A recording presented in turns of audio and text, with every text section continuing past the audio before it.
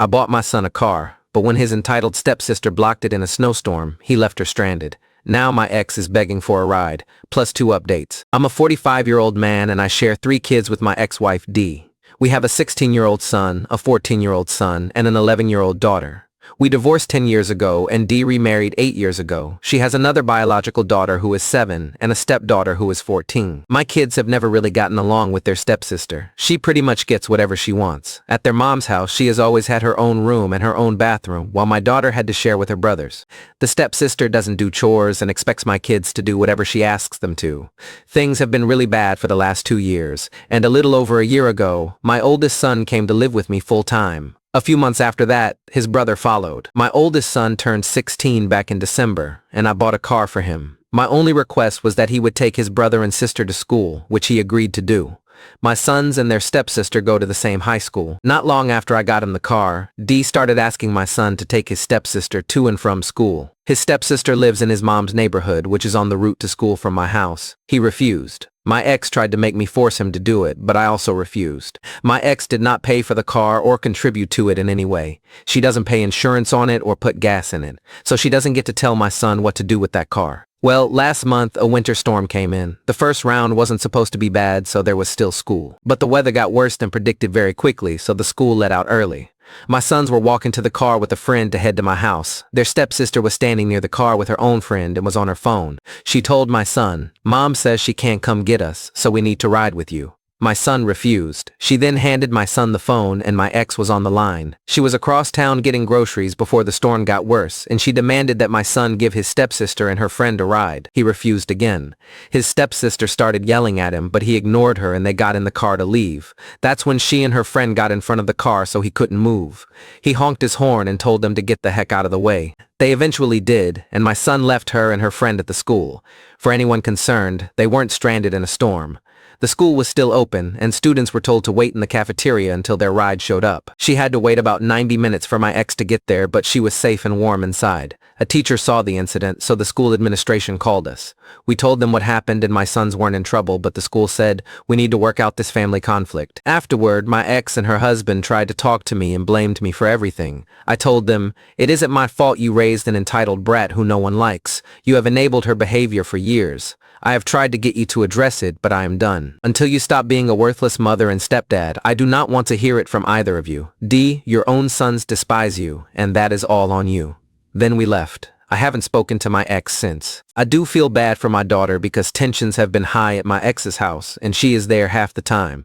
But am I the asshole? Update, I have some answers to common questions. First, it turns out that until June 5th, it would have been illegal for my son to drive his stepsister and her friend home anyway. Our state law says that for the first 6 months of having a license, a driver under 18 can only have 1 passenger, unless the other passengers are members of their own household.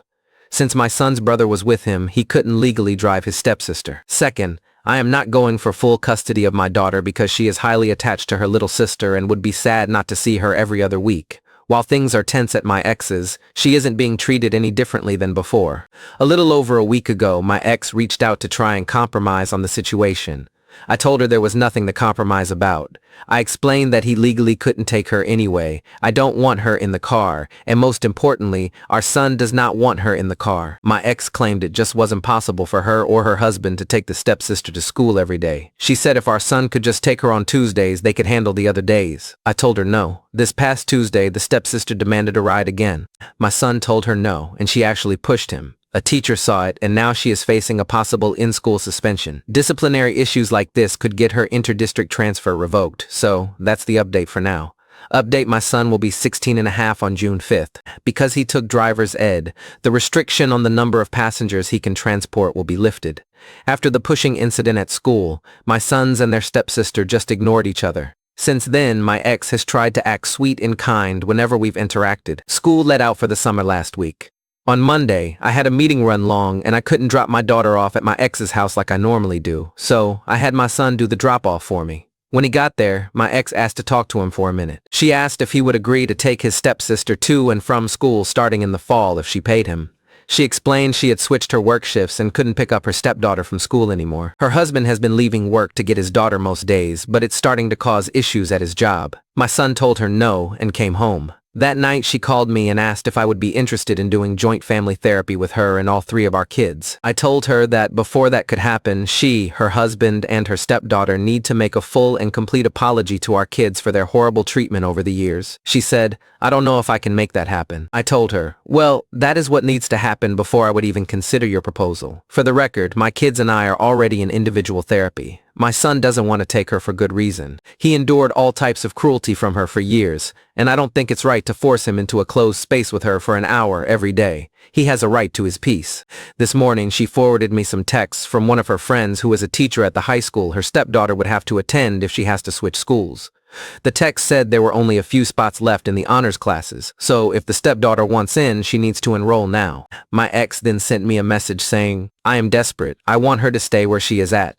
That is only possible if our oldest son agrees to take her. But if I need to switch schools for her, I need to know now." I responded, "This has nothing to do with our kids. And the fact that you are bending yourself into pretzels for your stepdaughter is the problem, because you never do that for our kids. Do not contact me unless it is about our children." And that is the final update.